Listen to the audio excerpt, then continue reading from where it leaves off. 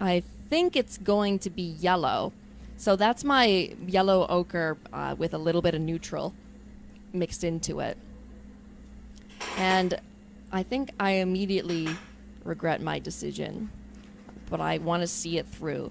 So I'm just blocking out basically where I imagine the light is hitting the that muscle in the eye, that bag under the eye. And I think later I'll try to figure out how to blend it. I try right here to mix the two colors together because it was too much of a contrast between them. It looked like a sharp line, and there really aren't lines in nature. Everything is curves and edges, and everything is degrees and steps. So it's only our mind that can see distinctions between things that clearly. So you have to be careful where you put them because you can really carve out and separate a form from another form. And in your brain, you want to be able to see the differences between things. Like you want to know where does the bottom lid turn into the muscle of the eye. You know, you want to know the distinctions between these things consciously, but if you put it into your painting, it can look unrealistic or like a cut instead of something more organic that's slowly changing and connected. So you can focus on the differences or the similarities between things, and it's important to do both. You need to say, okay, what is different between the cheekbone and the nose, and how do I make one look different from the other? But then another question you need to ask is, what is similar between the nose and the cheekbone? How are they integrated? How are they connected? What brings them together? What is in between them even? So those are all questions that you gotta keep asking yourself, especially if you're, like I said, doing something you've never done before, or trying to experiment with new colors and try new things, which I think is significantly more fun than doing something that you've done before. So this is significantly more intense than the first color I put on. This is more of a pure yellow ochre color that I'm putting around, and I like that. I like the contrast of the yellow with the orange in the shadows. This is where I decide to bring in that red. So that's primarily alizarin crimson mixed with burnt sienna, and it's toned down a little bit with the neutral. And I thought it was such a pretty color, I just did not want it to go to waste. So I thought I'd experiment with that in the shadow instead of just the orange. And plus, I've been doing a series of these, and they've all had some form of red or very close to red-orange in them. And I liked how that looked. It made it, of course, red, you know, when you put that in flesh tones, it can make it look like there's blood under the skin. And I was experimenting with a little burnt sienna there. And I was, like I said, I wasn't sure how much of that canvas to let show underneath, because notice how I made it opaque. Now, essentially, the underpainting has disappeared. And that's not necessarily a problem. The underpainting was there to help me decide what I wanted to do. But it is nice when you have a part of that showing through. And this is where I thought that I'd experiment with some cools. Now, this doesn't necessarily make sense, but when you get to the lights in the flesh colors, there's a massive amount of variety that's possible in the colors there. So I was experimenting with a purple to contrast with the yellow, because the yellow seemed too, I don't want to say obvious, but it was too one tone for me. I wanted to contrast it with something cooler. And there I'm putting in the light tones where the eyelid kind of pops out, that little circle in the tear duct area.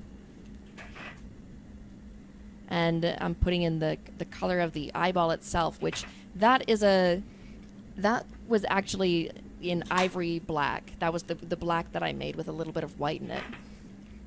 And because the color of the eyes are rarely ever actually white. And I wanted to make sure that I kept the shadow in the eyeball. And I thought it was a pretty dramatic looking to have it go to almost to the black color of the eyelid. Because of course an eyeball is white, but it can certainly cast a dark shadow. And this is where I completely surprised myself. That's straight up raw umber with white. And it looks very cool in blue. And I thought I made a mistake at this point, but I thought, oh, well, let's just see it through. As soon as I put the color there on the temple, something happened. And I knew it was going to work out, and I started connecting it all to the shadows. And it just started working. I don't know why exactly, but that cool color really worked. And I came back in with a little bit of yellow, actually. So it looks sort of blue with pieces of yellow coming out of it. But I really liked that as the skin tone, the cool contrasting with the warm shadows, because typically the light is the warm color and the shadows are cool. And I knew the nose needed to be primarily in light, but I wanted to not lose that distinction between the cheekbone where it meets the nostril, so I kept it a little bit darker right in there. And I noticed that I'm bouncing back and forth between areas. I don't want to get too caught up in one area and finish one thing, but I do want to put that... I noticed how I put that in the light section, and then I realized, oh, that actually would work better as the shadow. So that's that raw umber color, but for some reason it looked significantly better in the shadow. So I have cool shadows on the left side and warm shadows on the right side, but it just... I think it works. And I added some more of that alizarin crimson and burnt sienna color. And I'm just playing back and forth at trying to find a transition that I like. And I know that where the nose meets the brow is going to be in shadow. But I don't want it to be as contrasting as the shadows that are around the eyes. And I'm still figuring out everywhere I want to put that raw umber color. Because it's working well as a shadow, but it kind of changed the game since I was originally working with the warm shadows. But I start separating that muscle in the eyebrow that connects to the forehead. I'm kind of distinguishing that, and I add a little bit of the yellow to it. And raw umber, like I said, it is a bit of a yellow, so at times it's going to look blue and green, but it really is a yellow, so it's very easy to add a little bit of yellow ochre to that and warm it up. And I'm just making it a little bit more geometrical, and it's probably going to help with the illusion that this was very simple and took a couple brush strokes, which after completing it, I could do this probably 10 times faster.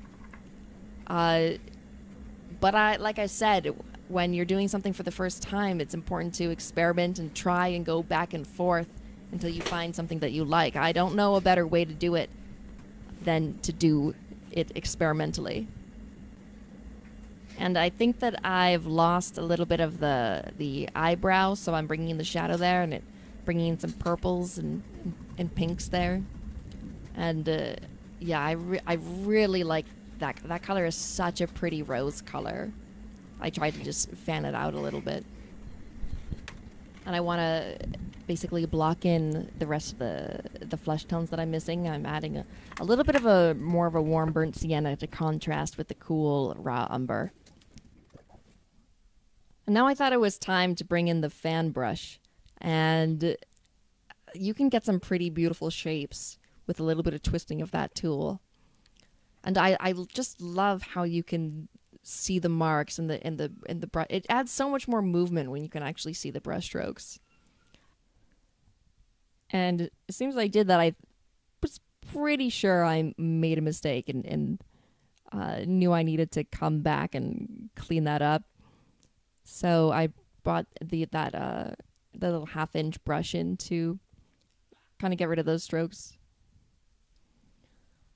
Now that mark, they say that there's about 5 brushstrokes that make the difference between a bad painting and a good painting. And that one at the forehead was definitely one of the brushstrokes. I'm not exactly sure why, but it significantly unified the piece somehow. It's really the difference between something looking really awesome and terrible. There's a very small difference in between. It's amazing. I also think that's true of life. Like the difference between your ideal life and, a nightmare, it's can be 5 choices. And I thought that I lost some of that golden yellow color, so I was just bringing it back in places because I really liked that, what it was doing. It's contrasting with the cools. Yeah, that's the best part. It really is. Putting a little highlight in the eye can just make it pop. It really, it makes it so much more volumetric when it really seems like something is glinting off the surface. And I was just making that one a little bit smaller than the one on the right because the eye on the right would be closer to the light source. And I'm also adding a highlight on that upper lid because I'm imagining it's going to catch a bit more light, and probably a little portion of the eyeball right around that section is going to catch more light. I'm just adding a little bit more contrast here and there and trying to make things a little bit clearer.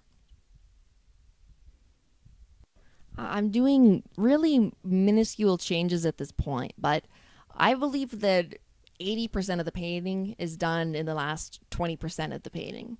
It's those little changes can make such a big difference. So I'm just like looking carefully back and forth at the form to make sure that things are going the way I want them to. I'm exaggerating the highlight of the nose there. I'm exaggerating the form on the brow there, just bringing the highlights in, and I'm letting my brushstrokes show through quite clearly. And yet again, playing with the underpainting, and I decided ultimately I did want the underpainting coming through. I love it when it looks like it's glowing, so I just wiped off a bit of that, the reddish color.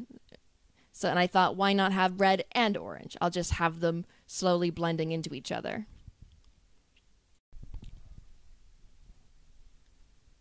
There's another one of the brushstrokes that I think made it. It's funny what our eyes can do. It can really... Something that's so abstract and doesn't seem to fit, our eyes can make it fit if it's the right color and value. And right here is where I realized the left side is working, but I have a significant amount of the canvas showing through, so I'm just trying to put a couple more of the flesh tones in and really distinguish the shapes that I have going on that left side. And when do you know a painting is done? I don't know. This is kind of how I progress when I'm at the end. I'm just trying to make things very clear. And I would say at this point it's done, so I guess that was the last brushstroke. No, it wasn't. I fooled you. Looks like that was the last brushstroke. There you have it. Hopefully something that looks like it was very impromptu. Hopefully it doesn't look like I put that much thought into it, but that is how much thought does go into it. So check out my TikTok at Landon Art, and my Instagram at Sculptrix, and my Patreon, Sculptrix.